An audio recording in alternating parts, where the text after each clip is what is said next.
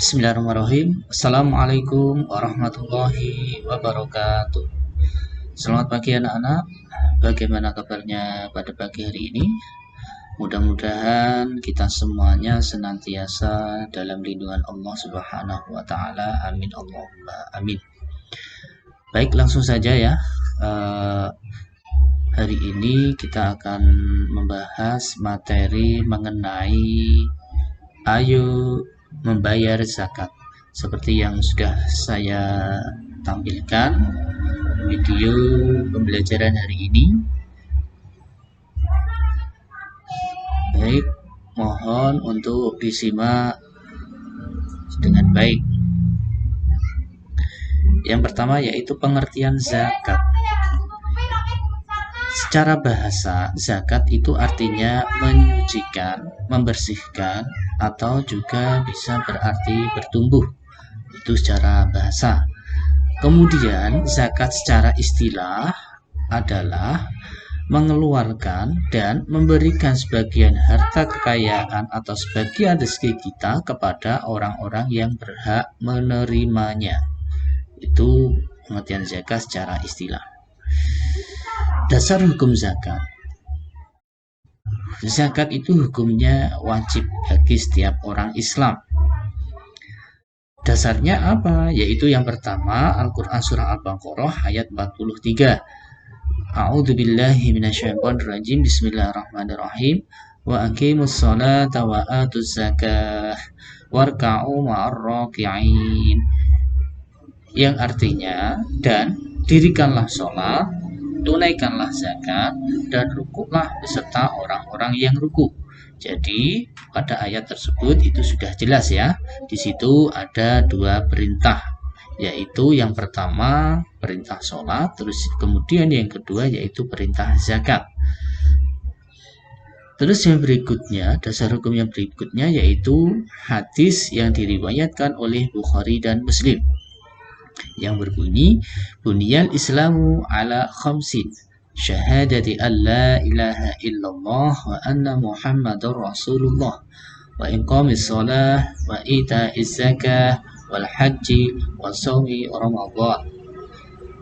Yang artinya Islam itu dibangun atas 5 perkara. Yang pertama, kesaksian sesungguhnya tiada Tuhan selain Allah dan sesungguhnya Nabi Muhammad utusan Allah. Yang kedua, mendirikan sholat. Yang ketiga, membayar zakat. Yang keempat, ibadah haji. Yang kelima, puasa Ramadan.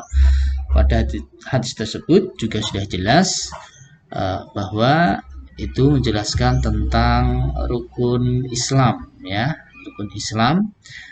Yang ketiga yaitu membayar zakat. Jadi zakat itu termasuk rukun Islam yang ketiga. Yang berikutnya yaitu ada macam-macam zakat. Di sini disebutkan zakat itu dibagi menjadi 2. Yang pertama yaitu zakat fitrah, yang kedua zakat mal. Penjelasannya seperti apa nanti akan saya jelaskan pada slide berikutnya. Tadi pembagian zakat sudah jelas ya. Terus kemudian sekarang pengertian zakat fitrah dan zakat mal. Zakat fitrah artinya zakat yang berupa makanan pokok yang wajib dikeluarkan oleh setiap orang Islam, baik anak-anak maupun orang dewasa, diberikan kepada orang-orang yang berhak menerimanya. Waktunya kapan? Yaitu pada bulan Ramadan sampai menjelang hari raya Idul Fitri. Itu zakat fitrah. Terus yang kedua zakat mal. Zakat mal artinya mengeluarkan sebagian harta yang dimiliki oleh seorang muslim yang telah mencapai nisab dan haul. Apa itu nisab dan haul? Nisab itu adalah batas minimal harta yang harus dikeluarkan zakatnya. Nanti kalau sudah mencapai nisab tertentu, batas tertentu, maka harus dikeluarkan zakatnya. Dan haul itu harus dimiliki dalam 1 tahun penuh.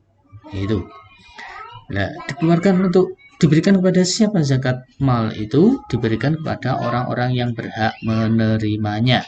Jadi dari pengertian keduanya kita dapat membedakan bahwa zakat fitrah itu untuk membersihkan jiwa, sedangkan zakat mal itu untuk membersihkan harta. Kemudian di sini ada ketentuan zakat fitrah. Ya, ini yang pertama, ini zakat pembagian yang pertama dulu ya. Zakat fitrah yang pertama, besar zakat fitrah itu 1 sok atau 3,1 liter, atau kalau kita konversi dalam kilogram itu 2,5 kilo berupa bahan makanan pokok suatu daerah. Kalau di Indonesia mayoritas memakan nasi, jadi yang kita keluarkan itu berupa beras ya, beras 2,5 kilogram itu kalau di Indonesia. Ada itu kalau di Arab Saudi, di sana itu menggunakan gandum karena yang mereka makan setiap hari itu roti-rotian ya, atau ya atau makanan yang dibuat dari bahan dasarnya itu dari gandum, atau juga kurma itu kalau di sana. Jadi barang yang kita keluarkan zakatnya itu sesuai tergantung dengan daerah masing-masing ya, mayoritas makan apa seperti itu. Terus yang pertama itu ada syarat wajib zakat fitrah. Seorang wajib bayar zakat fitrah itu syaratnya apa? Yang pertama harus beragama Islam. Berarti selain orang Islam tidak wajib zakat. Terus yang kedua, memiliki kelebihan makanan untuk mencukupi kebutuhan keluarganya saat hari raya Idul Fitri. Jadi dikira-kira ya, kalau kita cukup satu hari persediaan untuk satu hari raya Idul Fitri, masih ada sisa untuk bayar zakat, maka kita keluarkan zakatnya. Kalau tidak cukup, maka ya tidak wajib, atau mungkin bahkan kita sebaliknya menjadi orang yang berhak menerima zakat. Terus yang ketiga, masih hidup ketika matahari terbenam di akhir bulan Ramadan. Ya, ini perlu kalian perhatikan ya. Syarat wajibnya itu yang ketiga, hidup ketika matahari terbenam di bulan Ramadan. Contoh seperti ini. Ada seorang meninggal dunia. Meninggalnya itu setelah selesai sholat maghrib. Maka orang tersebut itu harus dikeluarkan zakatnya. Karena apa? Karena sebelum matahari terbenam, kondisinya dia masih hidup. Atau contoh lain, ada bayi lahirnya itu sebelum matahari terbenam, misalkan jam 5 atau setengah 6 lahir seorang bayi, maka bayi tersebut juga harus kita zakati. Kemudian rukun zakat yang pertama yaitu niat ya, harus kita niati untuk membayar zakat. Terus yang kedua ada muzaki. Muzaki itu siapa? Ya kita, orang yang berzakat. Terus yang ketiga ada mustahik. Mustahik itu siapa? Orang yang kita beri zakat atau orang yang berhak menerima zakat.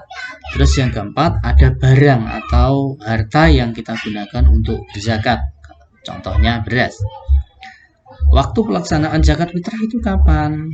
Waktunya ada berapa waktu di sini disebutkan. Yang pertama yaitu waktu mubah, waktu boleh, yaitu mulai tanggal 1 Ramadan sampai akhir bulan Ramadan. Jadi itu waktu bolehnya ya. Itu sangat lama sekali, selama 1 bulan. Terus yang kedua, waktu wajib. Waktu wajib itu mulai matahari terbenam sampai sebelum sholat subuh. Ini di akhir bulan Ramadan ya, waktu wajibnya ya. Jadi harus bayarkan waktu itu sejak matahari terbenam sampai sebelum sholat subuh.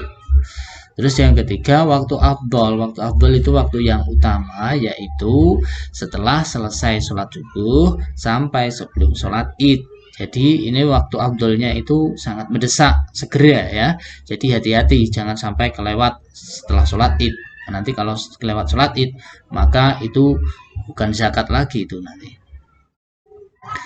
Kemudian yang terakhir waktu haram, yaitu setelah selesai sholat id. Nah ini setelah selesai sholat id itu hukum zakatnya itu haram. Karena apa? Karena sudah melebihi waktu yang ditentukan. Kalau terpaksa kita memberikannya kepada orang yang berhak menerima zakat, maka itu nilainya bukan nilai zakat, tapi nilai yang lain, atau bisa kita artikan nilai sedekah, seperti itu ya. Kiranya itu dulu yang dapat Pak Bas sampaikan. Kalau ada pertanyaan nanti bisa kita bahas bersama-sama.